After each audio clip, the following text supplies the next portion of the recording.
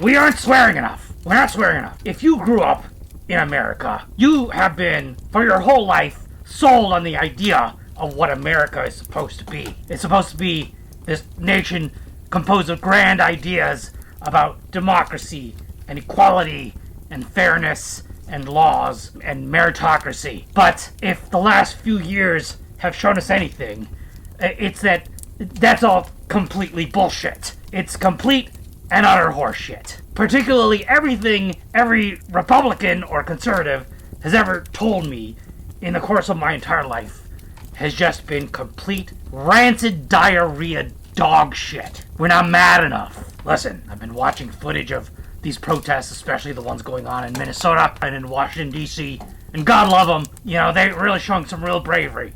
And they're swearing their little hearts out. They're swearing their hearts out at ICE. They're swearing their hearts out at the National Guard. They're swearing their hearts out at the police that are corralling them and tear gassing them and hitting them with pepper balls. Although, lately, a lot of that stuff has shifted. Not that I want to advocate, harassing the National Guard, but they have to know. People have to know that the direction the country's going in is the wrong direction. The direction the country is going in is contrary to everything that we were taught in school about what America is supposed to be. That reality has especially become very clear within the last 10 years or so. Those protesters out confronting those people, showing real bravery, are swearing enough. Well, I can say that I've been swearing plenty, because anyone who follows me on Facebook knows that I have absolutely no qualms about telling the president to go eat shit right to his face. Well, not to his face, to his Facebook profile. That's about as close to his face as I'm gonna get, and that's fine with me. I have absolutely no problem tagging any member of Congress and telling them that they're a filthy, lazy, spineless coward, and that they need to stop sucking shit out of Donald Trump's ass. And on so many occasions, I've invited other people to do the same. But usually, people are very reticent to do that. And I can sort of understand why. Maybe there's a little bit of anxiety there, that if you get caught speaking out to authority figures like that you're going to get put on some kind of list. And you know what? Yeah, I am probably on some kind of list. But let me tell you something. I've been telling Trump to go fuck himself since his first term, and they haven't come for me yet. So I'm either really lucky or I'm just obscure enough that nobody gives a shit. And that's probably the reality. One person swearing their heart out can be ignored. 10 people can be ignored. 100 people can be ignored. Filtered out, blocked, whatever. But I'm saying everybody needs to be swearing at these goddamn people. We've got leaders who are doing it.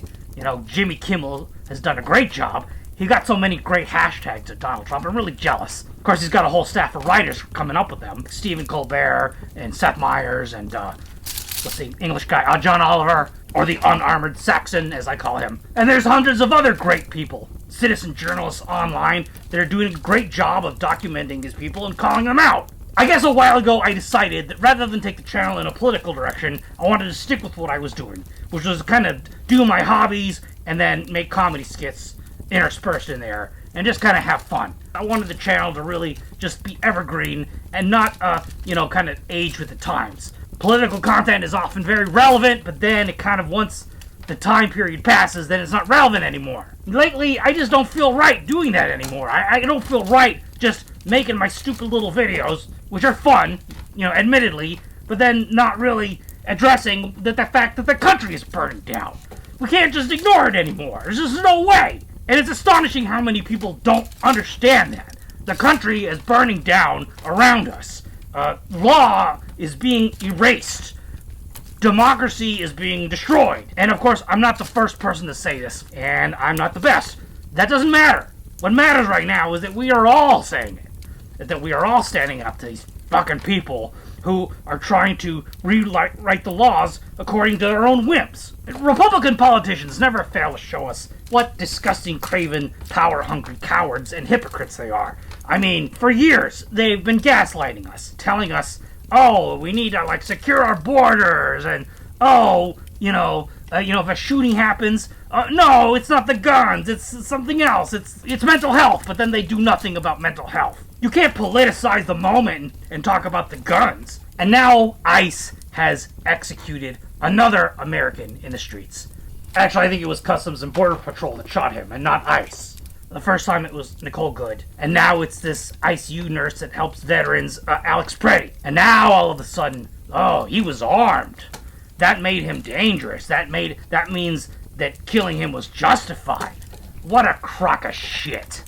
Just a complete pile of horseshit. These fucking Republicans have telling us our whole lives, no, we need our guns. We need our guns to protect ourselves from tyranny. And now tyranny is here.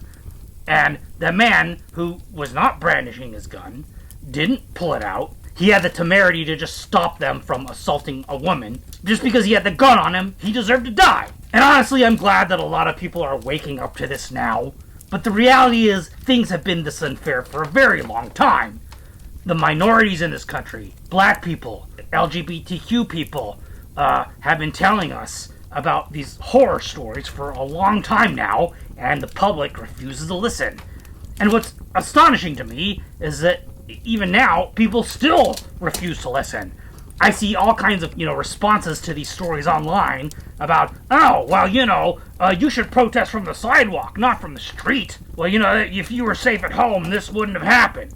But that's not the fucking point, is it? Protesting is one of our constitutional rights. We have the right to assemble. We have the right to speak.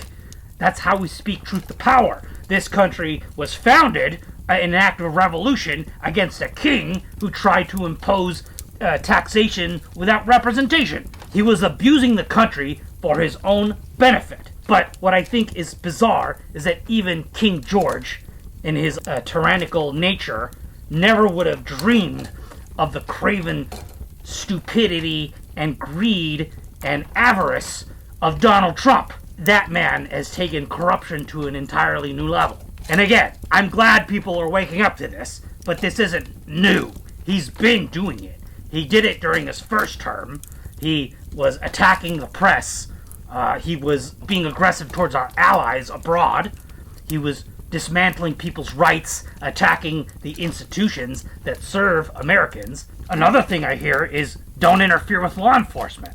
Well, guess what? ICE isn't law enforcement. And you know why I say that? Because they routinely break the law. A little thing we have called the Constitution. Racial profiling is unconstitutional. Entering people's homes without warrants, without judicial warrants, is unconstitutional. And I've heard that ICE have their own special little ICE warrants, not signed by a judge, which means that they're not valid. And they want to go around door to door demanding people's papers, which is, pretty much against the Constitution. I'm not an expert, but I know a lot of the shit that they're doing is just plain wrong. And not only is it wrong, it's incompetent. Because, another line that I get from a lot of Trump supporters is, oh, did you know Obama, deported so many millions of people? Joe Biden deported so many millions of people? Yeah, okay. I don't love it. I'm not a fan of that deportation policy. Because even when Obama and Biden were doing it, it was things that were unfair about it. Because a lot of people don't seem to realize that American history is us just stealing resources from Central and South America and other places. And I think that history is incredibly important because it's the part that is never talked about in this whole discussion about illegals. Like oil from the Middle East and now from Venezuela too. And, black bodies from Africa. Slavery was a huge act of theft and murder and rape that they committed upon the continent of Africa. Yeah, America built its wealth that way. And from Central and South America, we took their resources. Does anyone remember the story of the United Fruit Company? Later, that became Chiquita Banana. And how, America invented the Banana Republic. Does anybody remember that? Banana republics weren't a thing until our CIA went in and knocked over a bunch of democratic countries. We basically created a bunch of dictatorships so that we could more easily plunder them for resources. And all of that colonialism and manifest destiny and Monroe Doctrine, which Donald Trump is blatantly trying to bring back, by the way, is basically coming home to roost. We've put so much of it out into the world, and now there's nothing left for us to conquer or colonize, so now Donald Trump is just doing it to us now. And of course it's gross, and of course it's disgusting, but we have to come to terms with the fact that, America's been doing that for a long time. Anyway, back to Obama and Biden. Yeah, they did a lot of deportations. No, I'm not a huge fan of it, but at least they managed to do it without unleashing gangs of masked, armed men into the streets of America. At least they didn't have to invade American cities with our own military in order to accomplish inferior results. So basically, anytime a Trump supporter tells me that Obama and Biden deported more people than Trump, well, yeah, guess what? You're basically telling me that he's a fucking moron. He's an incompetent piece of trash who does not deserve to have the job.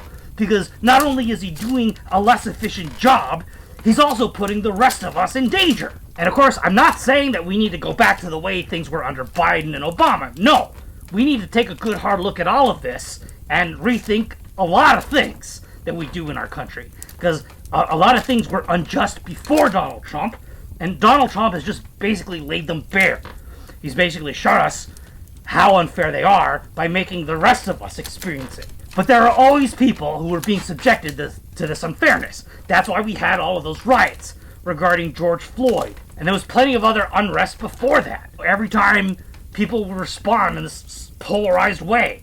Some people would get it and other people would be, no, just send in the police to crush them. And that's why we had Colin Kaepernick, who decided to kneel during the national anthem, which I think was perfectly appropriate thing to do, by the way, but all of these disgusting conservative shitbags on Fox News were maligning him, because he dared to point out that there was police brutality, and now they're doing it to the rest of us. I'm glad people are finally waking up to the shitty shenanigans of conservative propaganda mills like Fox News and One America News Network and Newsmax and all of those pieces of shit, because at long last they've run out of people to villainize, so they're basically cannibalizing everyone. But they've been doing this for decades. I mean, this is not a new thing that they've been doing. I think we can go all the way back to freaking Newt Gingrich doing fake speeches on the empty Senate floor and on C-SPAN, which was kind of the start of this modern propaganda phenomenon. Although, of course, before then it took a different form. But anyway, I digress. So even though this form of manipulative propaganda isn't new, I'm glad that now it has nowhere to go but to eat its own tail and make itself so blatantly obvious to the American people. And I just hope that we all learn a lesson from this. Because it's been so frustrating living through not just Donald Trump's first term, but also through the era of George W. Bush, when he went and did these fucking unspeakable things in the Middle East. And back then, it didn't hit so close to home. It didn't affect us so directly, so people were very comfortable kicking the ass of the brown people over there, because they didn't have to see it here. But at least George W. Bush acted halfway human to the immigrants here in America. But Donald Trump can't even do that. He's such an egomaniacal nitwit that he put his name on the Kennedy Center, which is also illegal. He cannot let us have anything nice. The sad thing is that Donald Trump is what has always been Republicans' wet dream. He's dismantling the Department of Education. He's destroying SNAP and cancer research. All of our scientific research. He's destroying all of these things that Republicans have spent decades convincing regular people that is just bureaucratic waste. But isn't waste at all. Is actually something that makes the country function. It's something that helps make the country wealthy. NASA and our scientific institutions have created a number of inventions that improve our lives. Things like Velcro, just to name one. And I can only name that one because I can't remember the rest off the top of my head. Those institutions really do improve our lives in measurable ways. People who watch Fox News don't know that because they've spent the last fucking 30 years telling them that there's a bunch of pencil neck geeks wasting their tax dollars. When the reality is that the Republicans are the one wasting their tax dollars by just handing out pork to corporations. So it's infuriating. And yes, of course, corruption is not only a Republican issue. Democrats do it too. But when Democrats get caught doing corruption, it tends to be individuals and not this kind of really militant, coordinated effort and commitment to grifting that you see with Republicans. And it's really strange how the Republican Party seems to attract these extreme personalities that range from really uptight, super morally oppressive, kind of ultra-religious nut jobs, and on the other hand, you've got these really super lax, immoral scumbags that are basically brazen, lawless con artists. And I think the reason that the Republican Party really attracts those kinds of personalities is because those are the ones that are really comfortable manipulating people. You know, that dichotomy of Republican personalities makes me think about one of the plots of the Diablo video games. You know, I think it was Diablo 3, where the demons actually managed to conquer heaven, but then they couldn't keep it because their egos were so freaking huge that they ended up fighting each other, and then, you know, they got beat in the end.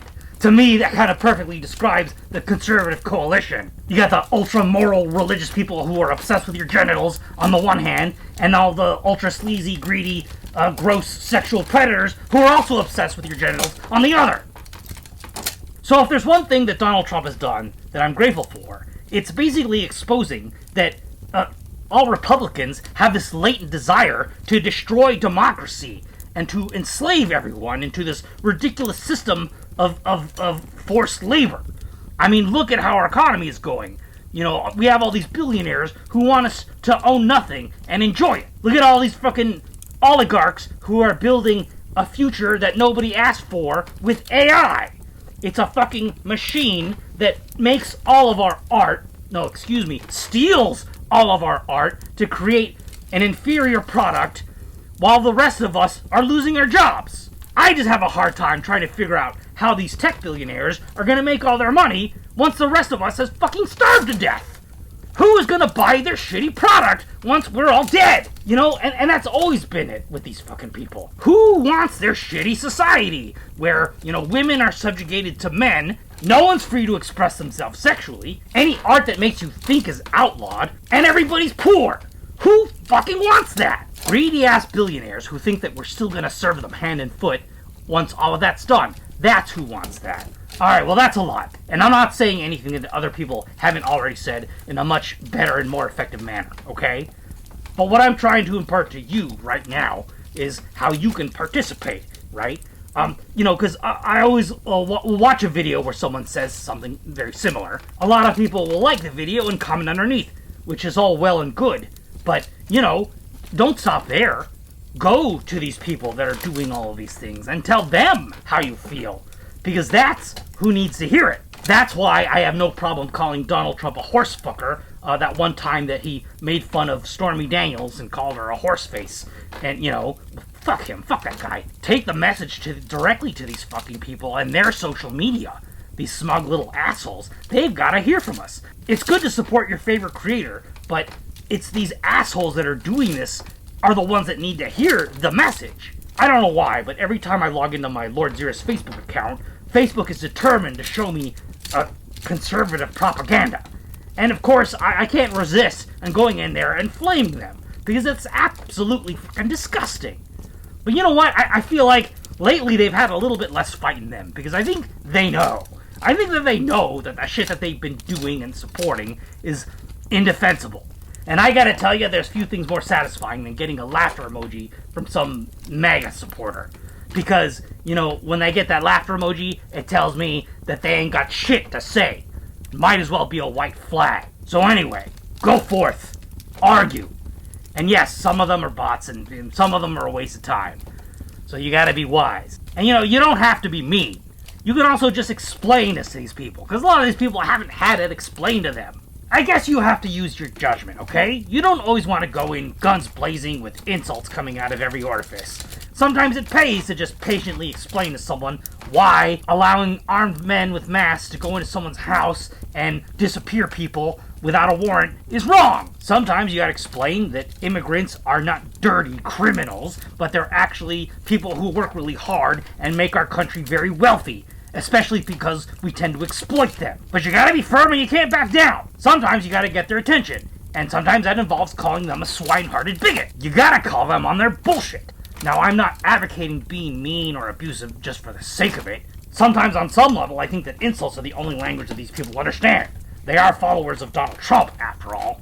But if they're coming at you calling you gullible just because you don't think that human beings deserve to be oppressed, then you gotta come back at them with something like, you have no business saying that, because if Donald Trump pointed at a pile of dog turds and told you it was chocolate, you would shove it in your mouth, no questions asked, and you'd have a big grin on your face. Okay, gosh, well, you know, sometimes I start talking, and then I realize that I'm not nearly as smart as I think I am. But you know what? I think you're smart. This is your country too. I mean, assuming that you live in America. But you know, that's the thing that makes America great, is that anyone can come here and be an American if they're dedicated to the ideals. Immigrants make America great. Immigrants are America. I hate the way that some people malign immigrants as if there was something wrong with them or something un-American about them. That's complete and utter bullshit. Even if you've only just come to America, but you love it here, and you work hard, and you put down roots, then this is your country. That is what makes America great. None of the stupid shit that Donald Trump says. Alright? It's the people that make America great. And the fact that we accept everyone from all over the world. Of course you gotta follow the laws, of course you gotta follow the rules. Statistically speaking, it's not the immigrants who have a problem doing that. Sure, some of them commit crimes. Immigrants are actually statistically less likely to commit crimes than native-born Americans. Did you know that? Yes, of course I think we should screen and vet people before they enter the country. Yes, of course I think we should be able to remove them if they commit a heinous crime and pose a danger to our citizens. Okay? Although one can argue that that really is just kind of, shunting the problem elsewhere. Yet another in a long line of ways that the United States leverages its advantage over other disadvantaged countries. And that's at the heart of what I'm saying when I say, that we have laws that are enforced disproportionately on the poor and give advantages to the wealthy. I think that's inherently unjust because the poor are just as much a source of our wealth as the rich are. Because who are you going to sell to without customers? Who is going to do the work without workers? And if you say you want to improve conditions for American workers over foreign workers, okay, fine. Then you know how you do that? You treat all the workers equally. Because when you treat them all equally, you remove the perverse incentive for companies to hire cheap foreign labor. If you remove the ability of corporations to abuse cheap foreign labor, you remove the artificial demand for foreign workers to come here in the first place. But then the trick is not to discriminate against foreigners either, because they deserve dignity, okay? It's not that hard to understand. Have I been manspreading? I'm sorry, I'm trying not to. So what everyone should do is go cuss out a Republican politician. On the Twitters, on the Facebooks, on the Threads, on the Instagrams, wherever you can find them, and cuss at them. Don't do something stupid and threaten them, because that'll land you in jail for sure, okay? Don't do that. But you should absolutely cuss them out. Register your displeasure. Because otherwise, how are they going to know? Well, they're already tanking in the polls, so they should already know. But if the whole country got together and started cussing them out, I think things would change real quick. So if those people are brave enough to go protest in the street in Minneapolis and DC and Los Angeles and every other blue city that Donald Trump plans to target, I think that the rest of us in the back seat should show a little guts and cuss these people out on social media. And if we did that, things will change real quick. Unless they shut off the internet. That might be an unforeseen consequence. We don't know if it'll work unless we try. But if we don't try, it definitely won't. So go forth and cuss your little heart out. I know that I have a lot of friends and followers out there that are fans of the Clone Army from Star Wars. So when I say this, I don't take it lightly, because, I mean it now more than ever. For the Republic!